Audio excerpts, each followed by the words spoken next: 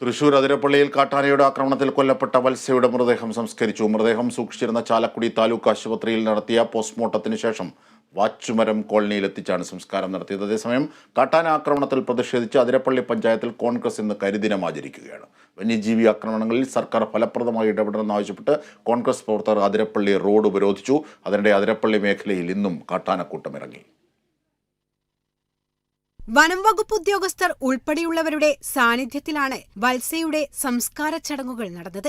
മൃതദേഹം സൂക്ഷിച്ചിരുന്ന ചാലക്കുടി താലൂക്ക് ആശുപത്രിയിൽ നടത്തിയ പോസ്റ്റ്മോർട്ടത്തിന് ശേഷം വാച്ചുമരം കോളനിയിലെത്തിച്ചാണ് സംസ്കാരം നടത്തിയത്. ഇന്നലെയാണ് വാച്ചുമരം കോളനിയിലെ ഊരുമൂപ്പൻ രാജന്റെ ഭാര്യ 62 വയസ്സുള്ള വത്സ മരിച്ചത്. കാട്ടാന ആക്രമണത്തിൽ പ്രതിഷേധിച്ച് കോൺഗ്രസ് പ്രവർത്തകർ മൃതദേഹം സൂക്ഷിച്ച ചാലക്കുടി താലൂക്ക് ആശുപത്രിക്ക് മുന്നിൽ കുത്തിയിരിപ്പ് സമരം നടത്തി. തുടർന്ന് കുടുംബത്തിന് അടിയന്തര ധനസഹായം ഉൾപ്പെടെ നൽകാമെന്ന് ഉറപ്പിന്മേലാണ് സമരം അവസാനിപ്പിച്ചത്.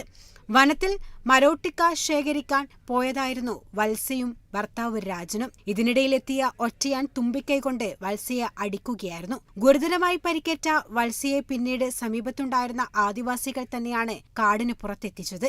പിന്നീട് ജീപ്പിൽ വാഴച്ചാലിലേക്ക് എത്തുമ്പോഴേക്കും മരിച്ചിരുന്നു. വാഴച്ചാലിൽ നിന്ന് ആംബുലൻസ് ലഭ്യമാക്കിയാണ് മൃതദേഹം ചാലക്കുടി താലൂക്ക് ആശുപത്രിയിലേക്ക് എത്തിച്ചത്.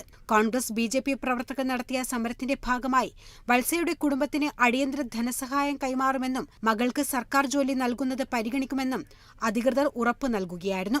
സംഭവത്തിൽ പ്രതിഷേധിച്ച് അതിരപ്പള്ളി പഞ്ചായത്തിൽ കോൺഗ്രസ് പ്രവർത്തകർ കരിദിനം ആചരിക്കുകയാണ്. കരിദിനാചരണം നടക്കുന്നതിനാൽ അതിരപ്പള്ളി വാഴച്ചാൽ മേഖലയിലേക്ക് സഞ്ചാരികൾക്ക് ഇന്ന് നിയന്ത്രണം ഏർപ്പെടുത്തിയിട്ടുണ്ട്. വന്യജീവി ആക്രമണങ്ങളിൽ സർക്കാർ ഫലപ്രദമായി ഇടപെടണമെന്നാവശ്യപ്പെട്ട് കോൺഗ്രസ് പ്രവർത്തകർ ഇന്ന് രാവിലെ അതിരപ്പള്ളി റോഡ് ഉപരോധിച്ചു. അതിനിടെ ഇന്നും അതിരപ്പള്ളി മേഖലയിൽ കാട്ടാനക്കൂട്ടം ഇറങ്ങി. കാടിന്റെ ഒരു വശത്ത് നിന്നെത്തിയ 2 ആനകൾ റോഡ് മുറിച്ച് മറുവശത്തേക്ക് കടന്ന ശേഷം ഏറെ നേരം റോഡിനോട് ചേർന്ന വനത്തിൽ തമ്പടിച്ചു നിന്ന ശേഷമാണ് കാട് കയറിയത്. Kerala vision news, Thrissur.